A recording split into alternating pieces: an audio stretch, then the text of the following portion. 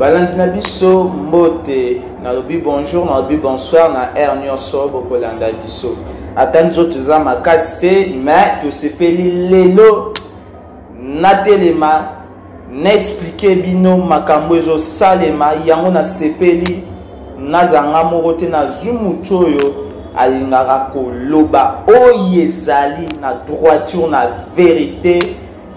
On a lobby déjà combiné Yves Kitoko. Yves Kitoko azana pona yebisa biso makambo nyonso ezoleka na RDC République démocratique du Congo mboka ya Fachi Beton.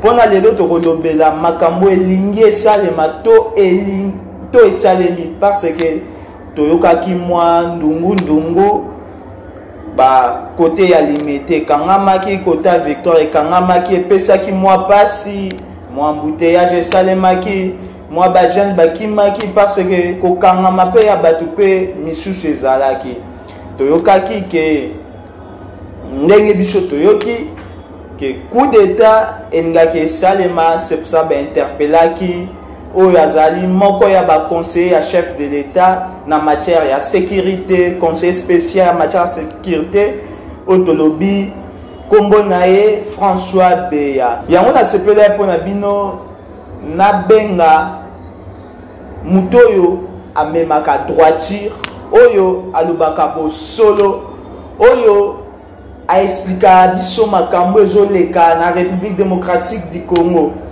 Donc aza pe molobeli na bino agokoma pe molobeli na bino on appelle mbote na Yves Kitoko. Mbote Yves Kitoko.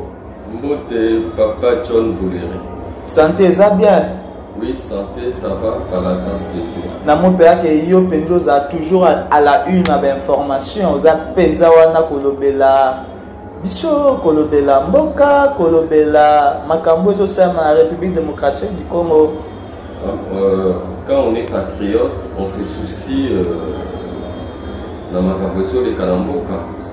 Pourquoi? Parce que avant la bande émission, on a présenté aussi sur la Congolais, c'est-à-dire qu'on a vu sur l'Est, où 62 personnes ont dit pour faire les sous-sous. Pour faire les sous-sous, vraiment, ça fait mal. On a mis sous-sous.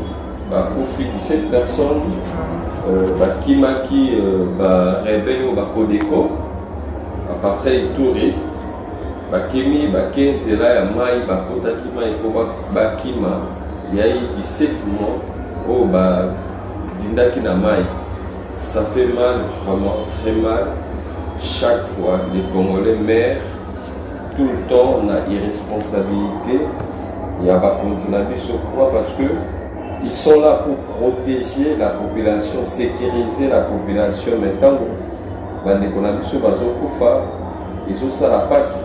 Pourquoi? Parce que les loyaux, ça fait mal. Bâtir gouverneur militaire et après les gens meurent, ils ont fait la messe. Je ne sais pas. Au lieu qu'ils vont sécuriser, et après, ils ont la messe. Pour Milimo et Batouane pour la Guinée, mais il faut démissionner si ça ne marche pas. Toi, la culture, on démissionne. Ok, on a tout le monde en Mosima, Yebsa Bisso, Makambo Universel Malelo, pe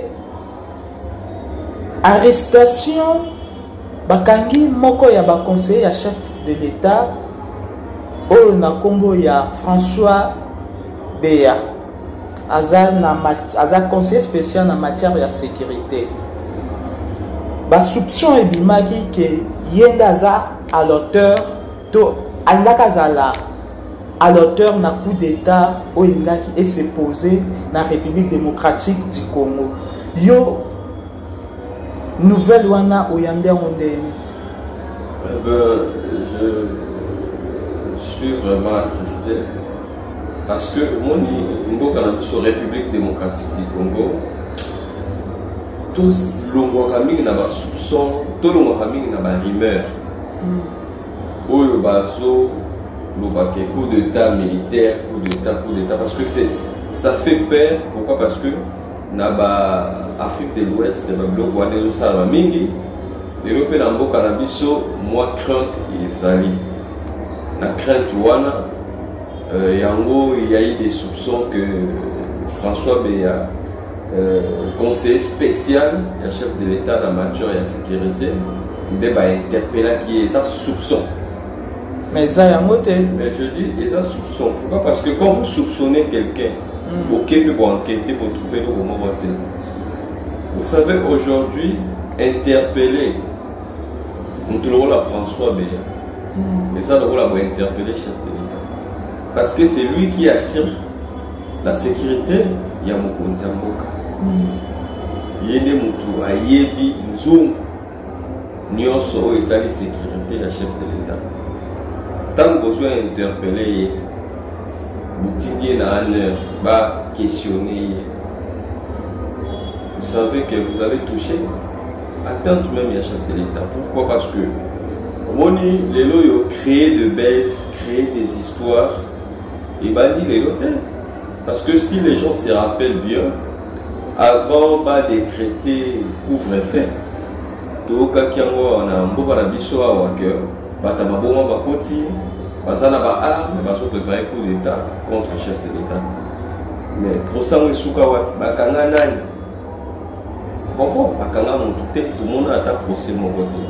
peut pas vivre dans la rumeur. Et après, la résidence à John Mumbi, on a frigo.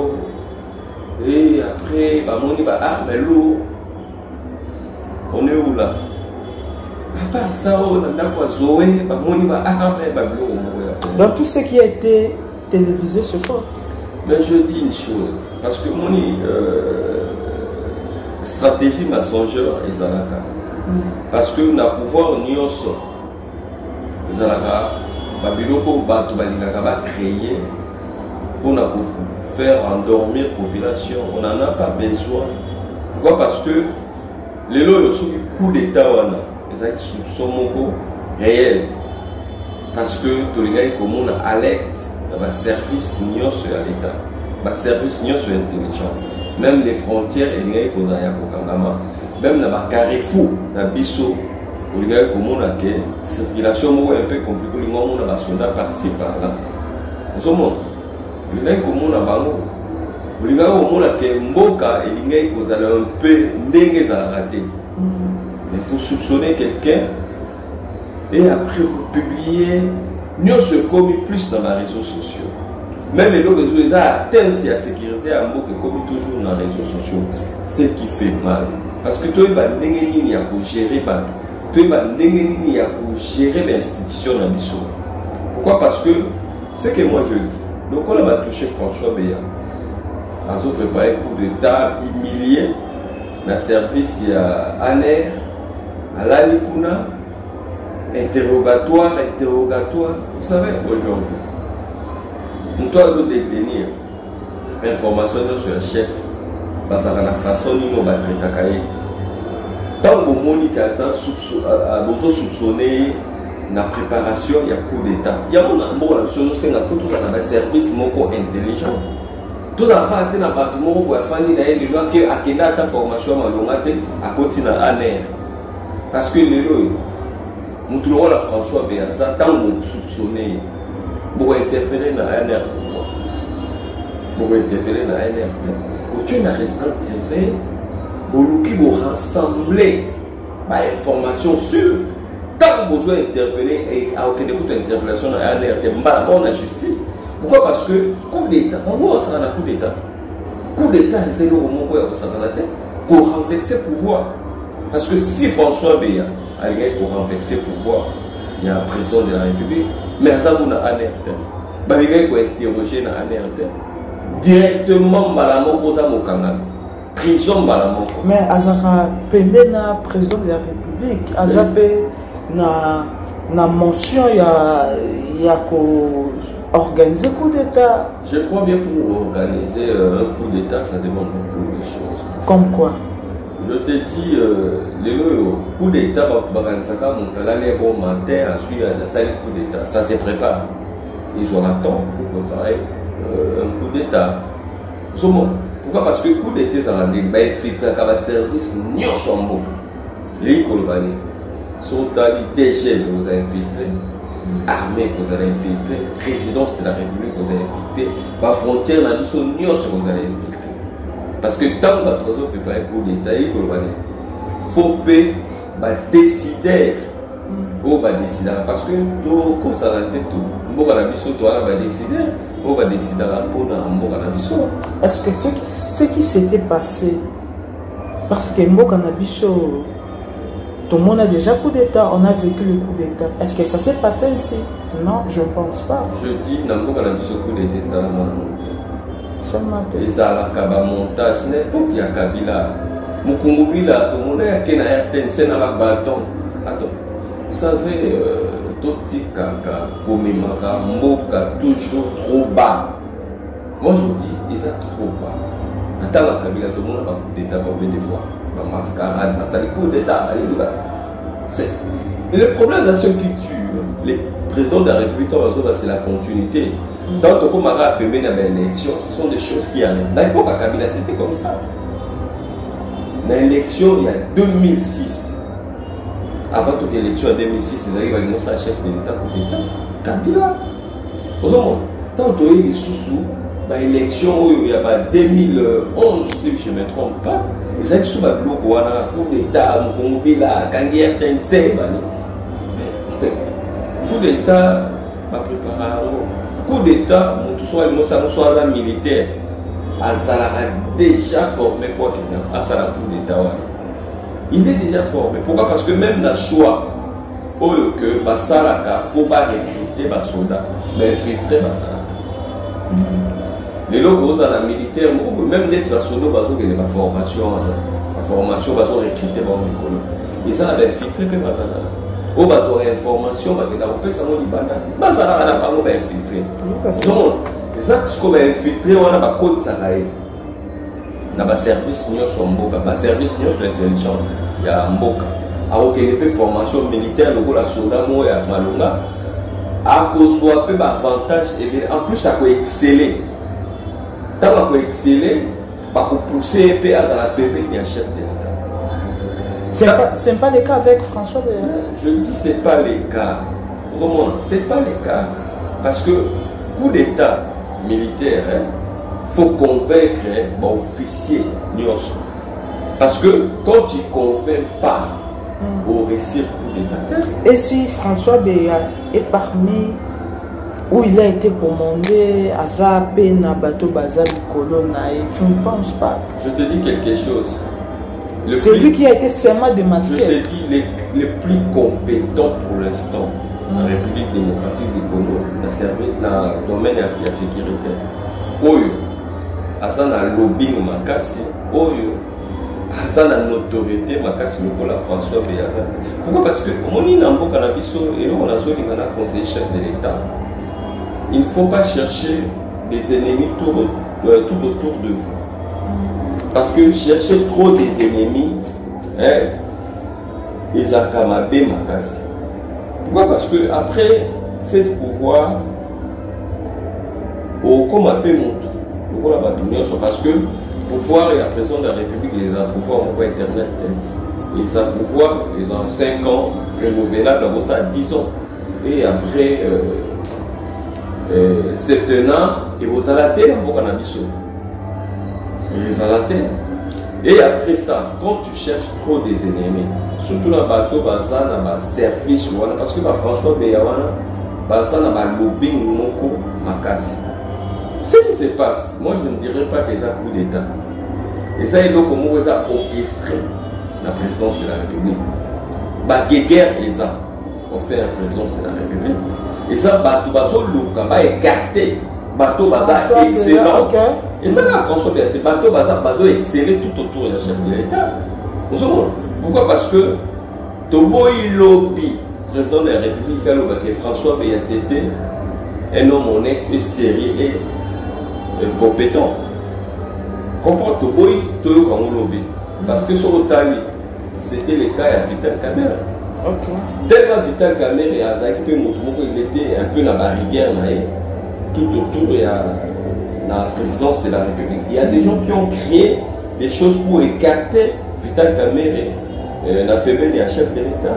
Tout ça, ça a été créé. Même le procès a été télévisé, Wanyoso va créer. Mais je te dis quelque chose. Moninga est quand on a ça la banalise. Nalinga tena koya na mbeba. Parce que quand on traite Vital Kamerhe d'un voleur, de détourneur, de tout, sauf rien. Parce que procès à Kamerhe, biso monyo sotola, quand vous avez procès moi ya honte. Procès à Kamerhe, après les alakité. Vol intelligent, détournement intelligent, ils ont raté la justice dans biso, ils ont raté. Les lots jamal à l'éla que ma maison préfabriquée zali. Pas joie moya, mais ti les lots. Ce qu'on t'a même les lots. On t'a mettre en cause en mon union, moi je dis c'est le chef de l'État. N'a pas aussi pas le chef de l'État. Chef de l'État n'a pas gagné na est alors que Kamerhe c'est un nom sérieux et honnête. Et lui Kolobake a fait tomber ma union sur la justice. Tant où Kangi Moutoua Moïbi, Aza voleur, Aza détourneur. Moutou Oyo Kolo projet on a dit que Vital Kamerhe c'est un homme honnête et sérieux. Et lui Kolobani, les chefs avaient compris que les Arabes n'a pas Oyo. Au sein de la présidence de la République, Balinga Kamerhe était, Balinga qui va écarter Kamerhe. C'est le cas avec François Béa. Mais je te dis, c'est le cas. C'est pour étouffer François Béa. Tout autour de la présidence de la République, ils allaient guerre à la tribu. D'accord. Guerre à la tribu. Ils ont la bateau, ils vont s'emparer la chef de l'État. Mais pas ça compétenté. Ils vont s'emparer la chef de l'État. Ils vont aider. Moi, le problème est que moi, je ne vais pas faire la politique, il y a haine. On ne fait pas la politique, il y a haine. Tout ça, pourquoi? Parce que si le chef de l'État ne réussit pas, c'est la République démocratique du Congo qui perd.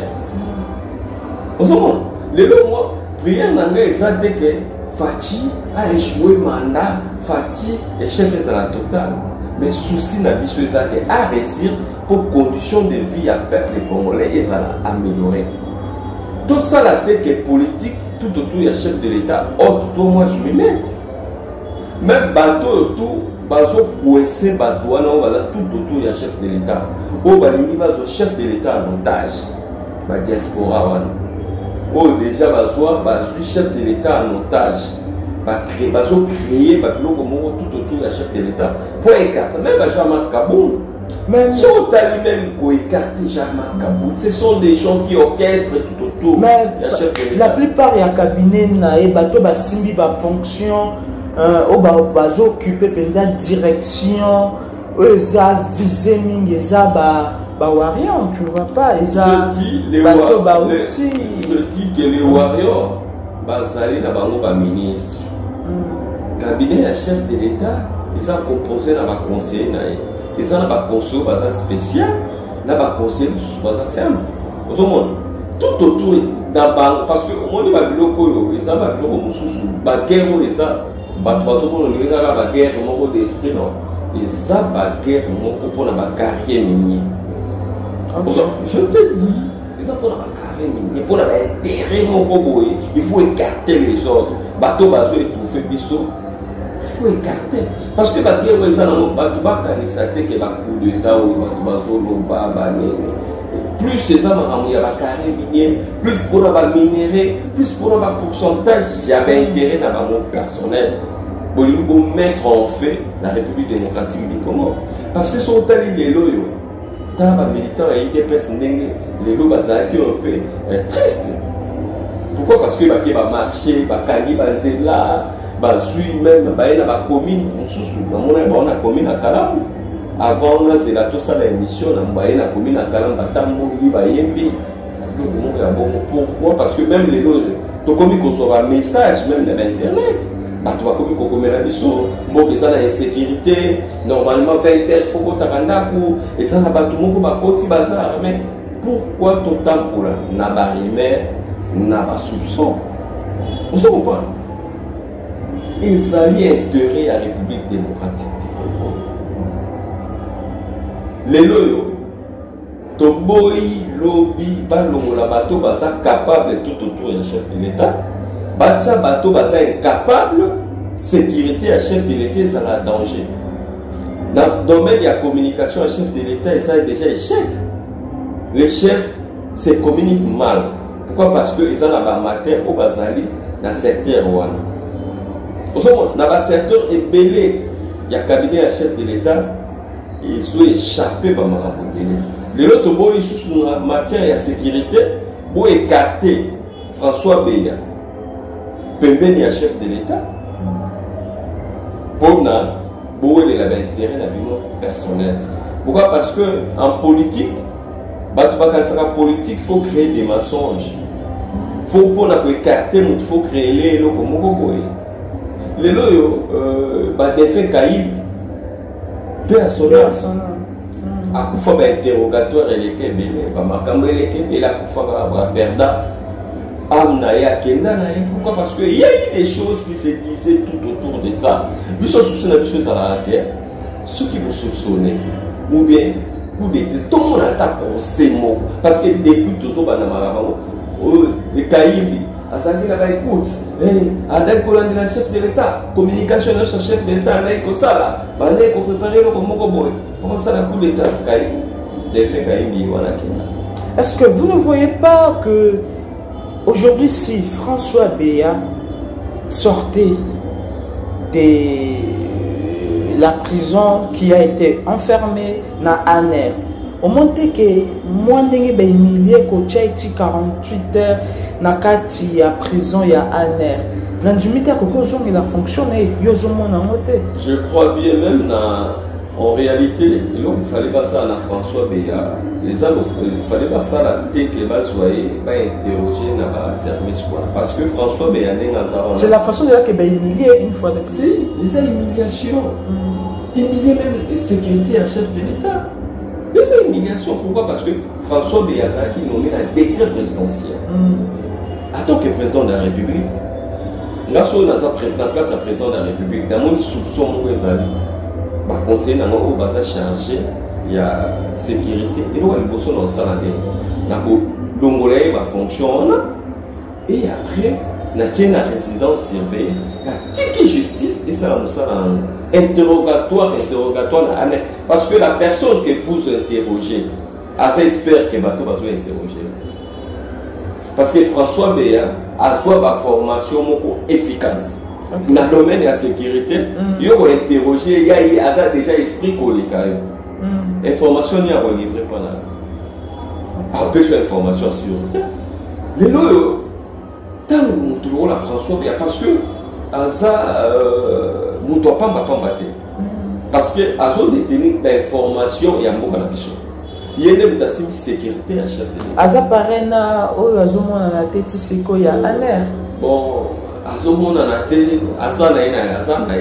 circulation. Je te dis, je te dis, il y a des choses parce que on est dans la minute, tu y es pour la cause là-bas, homme d'État. Et l'eau, mon sous à la tête, tu livres à Moboye, tu es barapé pour Bombaka, Motaka, il y a un mot qu'on a biso. Pourquoi? Parce que n'a tolo baleki, il bosse na biso. Basali qui va vendre l'image il y a ma pour na mboka na biso. Avant l'image de notre pays, les lois sont là que l'investissement dans la République démocratique du Congo. Les temps toujours ça la émission où ils ça que nasolo baloko la politicien. Sozo la maloba nanga nasolo baloko la montunyo sauté. Pourquoi? Parce que je ne vais pas vendre mal l'image de mon pays. Dans le moment où le chef de l'État a un apport ça va investisseurs des investisseurs sérieux. Les lois voyage à ça là pour investisseurs oui, ça n'a tant les lois bobimisi information que va ça la coup d'État. La République démocratique du Congo. Investisseurs sérieux rien à voir. République démocratique du Congo. Alors parle. Parce que pas l'avancement. Alors on a qu'un mot qui est important pour la tête parce que va préparer coup d'État. Il dit que pouvoir on est koko ya mboki kozonga sima. Yebisanga yi. Tant que vous avez ces informations, on a découragé les investisseurs. Il y a un et là, on a, et ça la passe, on a un service de sécurité. Il y a un air. Il dit qu'on va te battre. Donc, on fait un autre peu, ça, la mission, on a un air, tu as appelé la musicien, tu as appelé la service à l'air, tu as appelé la journaliste, tu as appelé la service à l'air, tu as appelé l'entreprise publique, l'entreprise privée, tu as appelé la service à l'air, parce que tu as appelé l'information. Les loyaux, tu as appelé la quartier, tu as appelé la Il y a mon pas de tatou qui est là, la salle à se présenter carte, mais biso de calme.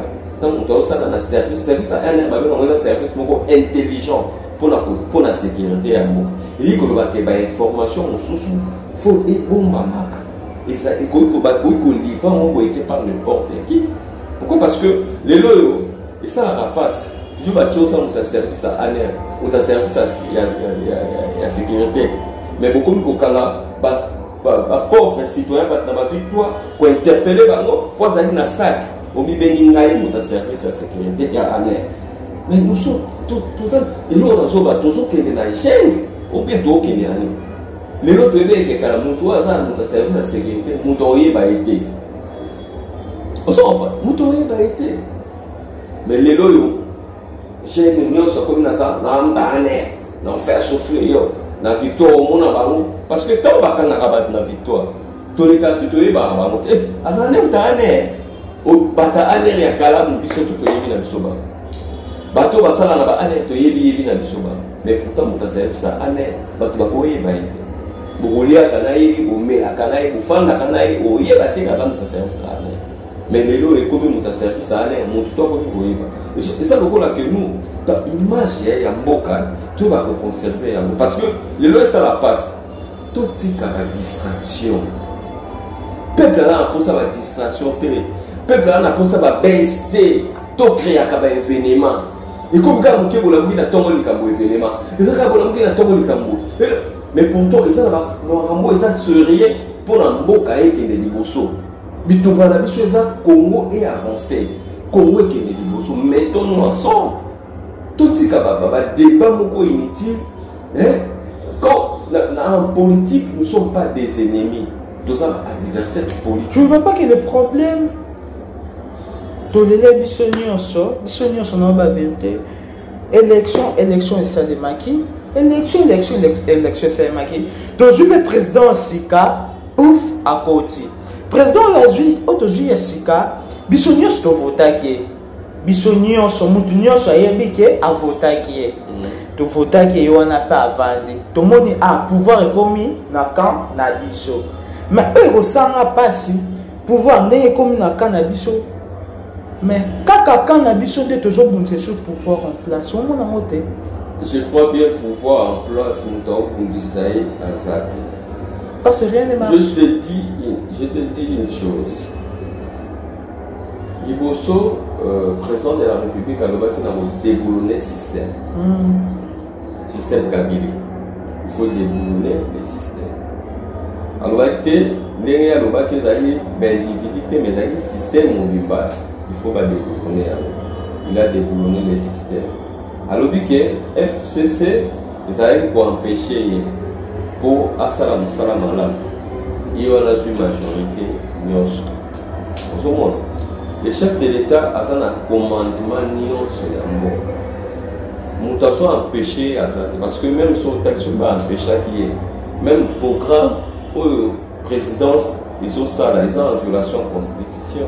Est-ce que Vassili peut interpeller le président de la République qui a violé la Constitution ou trahison? Non. Et cette violation a mis bien quoi en beau cas. Cabinet chef de l'État et gérera un programme à mon côté. Aujourd'hui, le chef de l'État a la même mise dans ma ronde.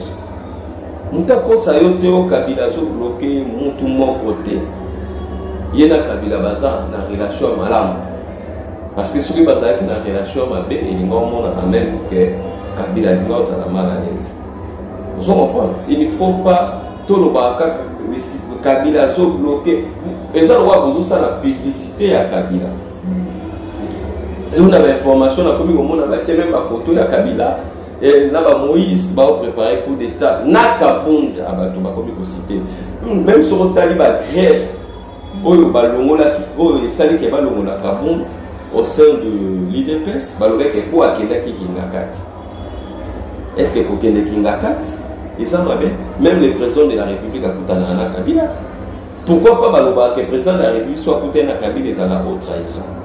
Mais si on soit coûté à Kabila et à la trahison. Parce que qui négocie avec Kabila? Jean-Marc Kaboul. Tout le monde a été comme matin à Cheva. Oh, le goût du pouvoir. Tout le monde a. président de la République a se déplacé parce que tout en a Kabila président Azaki Yemoko sur le François Bazaki Koto va conseiller à Kabila et à Kalabazaki on se demande il était seul mais il dit champagne on va tomber le mélange tout le monde il dit que Bazar a relation il y a malade ce qu'il a demandé nous soit Sengali Kabila il a apprécié majorité apprécié nous le président de la République a un contrôle armé. Tout le président de la République a un contrôle armé. Parce que tout ça va réunion, il y a une sécurité. Il contrôle tout. Sauf rien. Sauf rien. Tout ça que toi on a pouvoir moko, il y a quoi acquiser. Il y a quoi acquiser. Souci n'a pas que le président de la République a joué le pouvoir. Quand il a joué le pouvoir, ça demande la volonté politique. Volonté politique n'est que ça que Makamboué a avancé mboke ke liboso au lieu que tout temps la mboka na biso na ba rebelle tout décourager ben investisseurs pourquoi parce que lelo on a télémélé loko ezala ngelo mususu te et loko ba lobi ke ba coup d'été ça préparé bazo kanga ba tout singama tembele vous avez découragé les investisseurs investisseurs seraient à rien à monter ce qu'on a la bilo aboué qui bloque qui vous-même qui bloque Eza Maloba ya Monsieur Yves Kitoko mboka na biso ezotambola yo momoni ndungu ndenge ezokende nasepelaki ndenge bolanda ya biso Monsieur Yves merci parce que au répondre à l'invitation à biso pe oyanoli ba cher internaute na biso oyo basabonaki oyo balingaki balanda biso ozamona mbote mwa makambo susu bakisa liboso ya caméra biso tozalaka wana présent pour na conserver le peuple. Pourquoi? Parce que le développement nyonso ya mboka ezalaka centré na population. Pouvoir oyo ezalaka réussi ezalaka pouvoir au peuple accompagnaka yango. Soki peuple azo accompagner pouvoir te pouvoir ezalaka na échec. Il kolobake bato nyonso bareko omoni chef de l'état akanisa te ke aza na binemi te c'est par rapport ya combat na bango basalaki pendant 37 ans. Il kolobake confiance ya peuple esi reposaki na IDPS elobaki ke IDPS soki esi pouvoir il kolobaka mamu nyonso échanger ntango bato bamoni ke IDPS asui pouvoir makambo eza kochange te eza kaka continuité yango wana omoni ke eboti nakoki koloba yango nini eboti méfiance bato tout bazalaki na considération na parti ya IDPS bato tout bazalaki na considération ya chef de l'état bakomi na méfiance parce que combat ya IDPS ezalaki ke pour na bien-être ya peuple. Je ne sais pas si papa na biso Etienne Tshisekedi ndenge akenda nayebi te soki akenda déjà na soit qu'il y a la vision, mais autre ils ont le peuple d'abord. Ils ont la guerre, il y a la tribu au sein de la présidence, la guerre qui a couru la carré minier. C'est ça. Oh, bah, ils ont présenté, ils ont plus d'intérêt. Il y a battu. Il y a un qui est oh, toi, moi je me mets. Il y a un mot pour assurer sa conférence, c'est lui qui veut noyer son chef. La qui se dérache. Papa François Béa, il faut assumer. Montumoko un peu simple. Pourquoi? Parce que Aza Montumoko simple et Aza peu honnête. Aza Montumoko tena nous a été péché par toute circulation, nous a été à compliquer par l'existence malgré la grade où Aza na pembe ni chef de l'État. Il était toujours là dans le service de chef de l'État. Il y a des traitements, on va traiter bateau bazo sala bongo bazo linga ba nous chef de l'état même les langage Jean-Marc Kabunda lobiano bazo linga ba même chef de l'état même eloko libo même Vital Caméra dit ça bateau baza tout autour ya chef de l'état bazo linga même ba Kabula et même na sénateur à vie ba comme le rôle ennemi fois quand la Kabila fois sala bongo les Congo gagnent quoi dans ça pourquoi Bolingo créer les chefs de l'état ennemi oyo tout ça. Merci Yves Kitoko merci pour ça na vraiment na zone les sous ba condoléances na bande qu'on a biso tout ba bazo kufa na est et ça la passe et ça passe. Merci. Merci Bino Batsubolande Biso. Merci na Dani Mafula, Oazali, directeur technique. Merci na Bino Nyonso, Olingi Biso, Olingara Biso, te to pe supeka ambote. Na dédicacé mboto émission plutôt na Seka na Bombi Kombo oyebaki na dédicacé. Na pesi mbote na Jeff Jadi Leteta osala biso tozala. Na pesi mbote na Yawili Musheni Koda Mboka yende mokonzi. Na pesi pe mbote na Queen Pilov depuis Genève. Na pesi pe mbote na yo na beta moi malembe yo so na bi yo c'est mon boss personnel Sylvestre Essentiel. Ngana bino to kutani à la prochaine. Zala toujours connecté pe s'abonner toujours. Tozala toujours à la i. To monani. Ciao.